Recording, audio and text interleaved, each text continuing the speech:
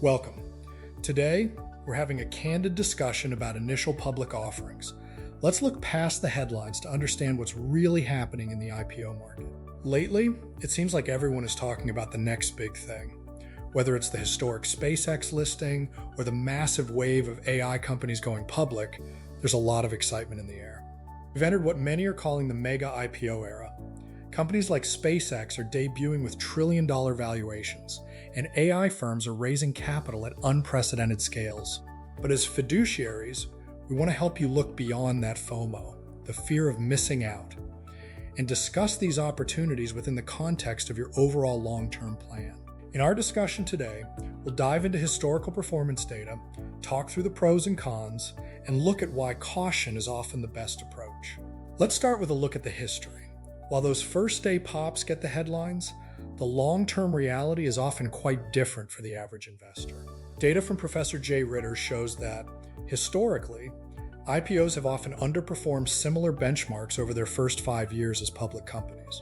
One reason we see this is that companies are staying private much longer. Today, the average company is about 14 years old when it finally hits the public market. This means a lot of that hyper-growth phase happens while the company is still private.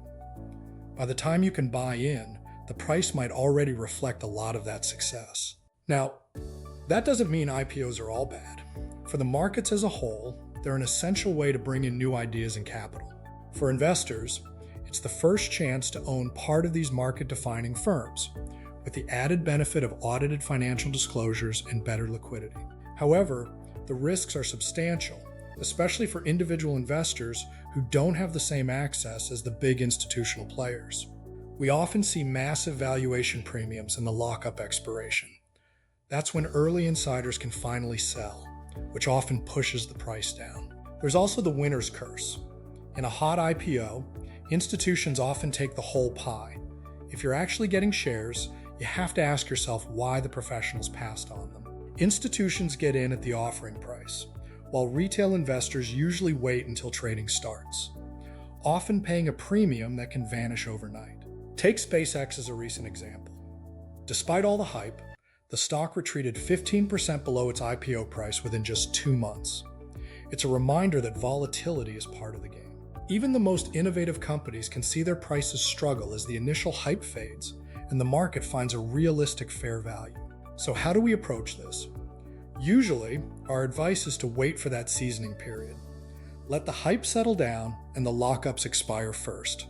Focus on the fundamentals, not just the headlines. A great company isn't always a great investment if the entry price is too high. An IPO should rarely be the foundation of your strategy. Think of it as a small, speculative addition to a broadly diversified portfolio. Your core wealth is built on consistent growth. IPOs are satellites. They need careful sizing and constant attention.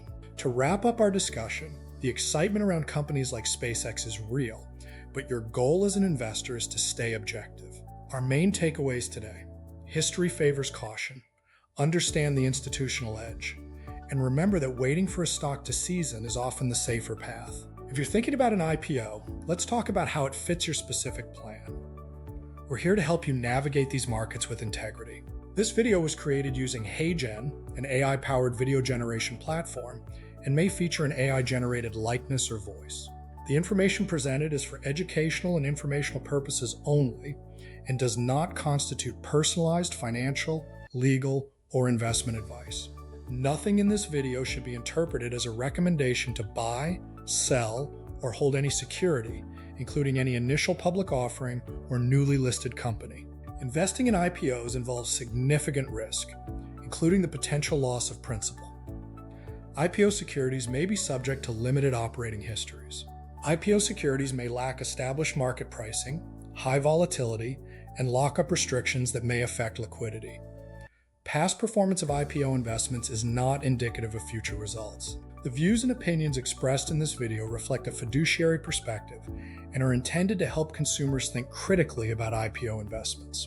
They do not represent a solicitation or endorsement of any specific security, company, or investment product. Fiduciary standards apply to registered investment advisors. Fiduciary standards may not apply to all financial professionals. Always confirm the regulatory status and compensation structure of any professional you work with. Generous Wealth Management LLC is an investment advisor registered in the states where required. Registration does not imply a certain level of skill or training. For a copy of our Form ADV Part 2A disclosure brochure, which includes a full description of our services, visit genwealthman.com or contact us directly.